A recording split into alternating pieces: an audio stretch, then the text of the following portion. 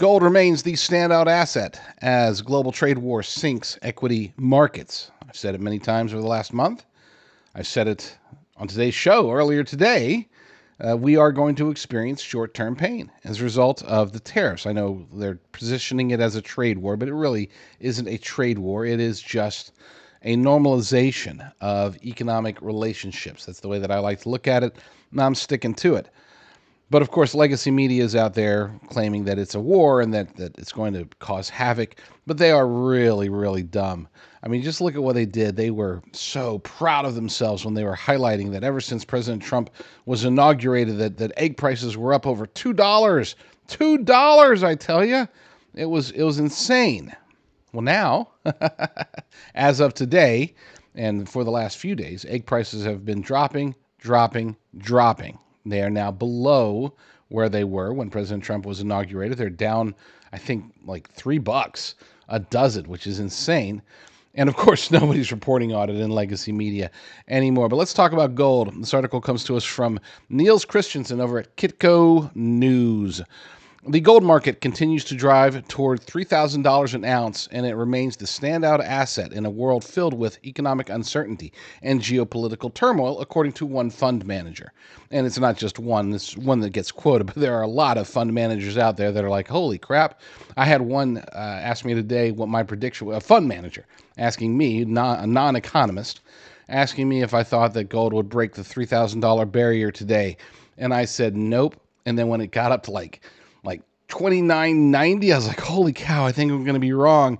And then it dipped back down a little bit, just a little bit. Anyway, although gold is trading at fresh all-time highs above $2,980 per ounce, Ryan McIntyre, managing partner at Sprott Inc., told Kitco News that he doesn't see it as overvalued as demand for safe haven assets is surging, and that is so true. Here's a quote from him.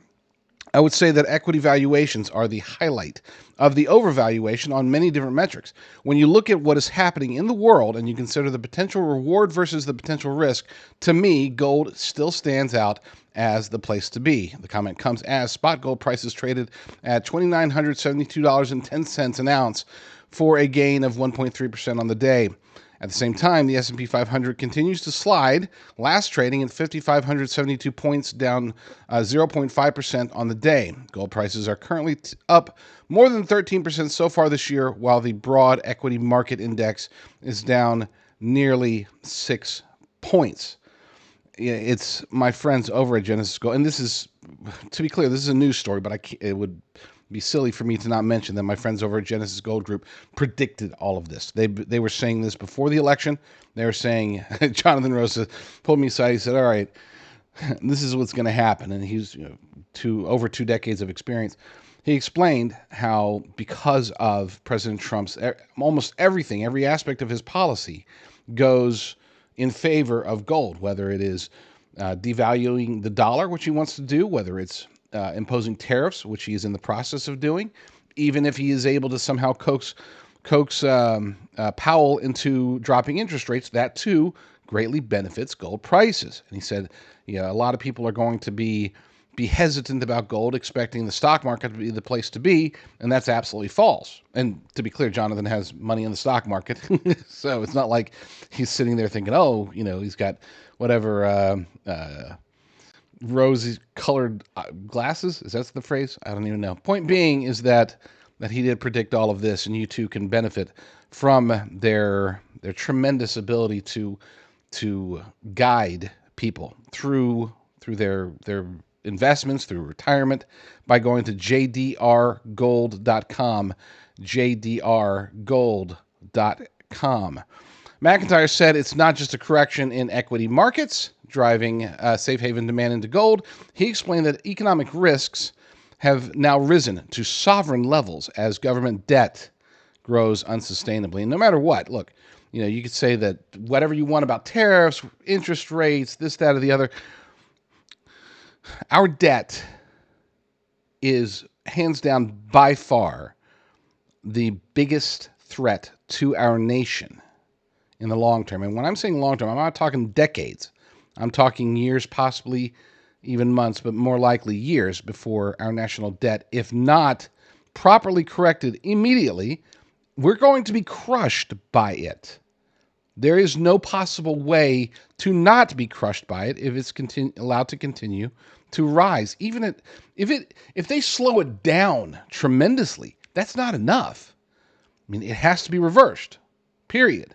That's why I am as much as I have challenges sometimes with Elon Musk, I wholeheartedly embrace his current efforts when it comes to Doge, and I do hope that our Republican-led House and Senate are able to do their part in reducing the debt. With that said, let's get back to the article.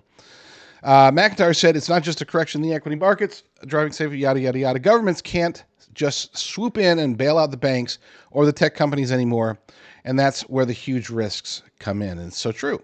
I mean, you can't. That's another undeniable fact. We're not in bailout position anymore. This isn't 2008, 2009. It's not like we're sitting here able to screw over the taxpayers and pay for banking executive vacations and golden parachutes. The money's not there. Period.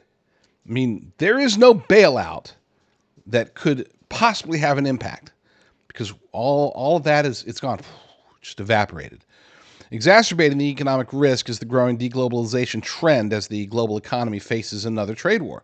McIntyre explained that the world is losing a lot of cohesion as nations look inward, with the United States becoming the poster nation for this trend as President Donald Trump continues to push his America First policies. And this, again, there's nothing that is going to be absolutely good or absolutely bad, okay? God is the only absolutely good thing that exists. There are going to be challenges even with our America First policies, but those challenges, once again, I hate to sound like a broken record, those challenges do point to strength when it comes to physical precious metals like gold and silver. I'm a financial advisor. I'm not telling you, get out of the stock market because it's about to collapse at any moment. I mean, it might. But even as a non-economist, a non-financial advisor, I do have a great deal of confidence based upon the layman economic knowledge that I have. I have a great deal of confidence in physical precious metals, which is why for a very long time I've been a big fan. I didn't used to be. Keep in mind, okay, like during the Trump years, the first administration, I was not a fan of physical precious metals. I'm like, yeah, they're great, but you know what? Just ride the stock market wave. There's so many better ways to grow your portfolio or to protect your retirement. You don't need gold. I was not even looking at gold and silver back between, well, really until Joe Biden took office. And once he did, it's like, oh crap. Let's see, how much is gold? Yeah, so things are different. We live in a different world. We have to stay the course that President Trump and Elon Musk and Howard Lutnick and all those guys, we have to stay the course they've set for us. And I believe we will. And Congress needs to hop on board. The activist judiciary needs to get out of the way. And we need to take some lumps on the way. But getting there, once we get there, once we do achieve a more America First stance, once we do achieve economic stability and the basically reestablish our nation as self-sufficient to where we're not dependent on communist China or Mexico or Canada or Germany or anyone else. I'm not saying that we need to be isolationist. I'm just saying that we need to be able to take care of ourselves if any relationships go south. Because if you are working from a position of desire rather than a position of necessity, you can negotiate better deals. President Trump knows this. He's demonstrated it his entire life, and he's demonstrating it now. So buckle up. Things are going to get crazy for a short period of time. I don't know if that's weeks, months, maybe a couple of years, but when it's done, when the work is done, and it's going to be ongoing, I get it. But when the heavy lifting is done, which is what we're in the process of doing today, the path forward becomes much, much rosier.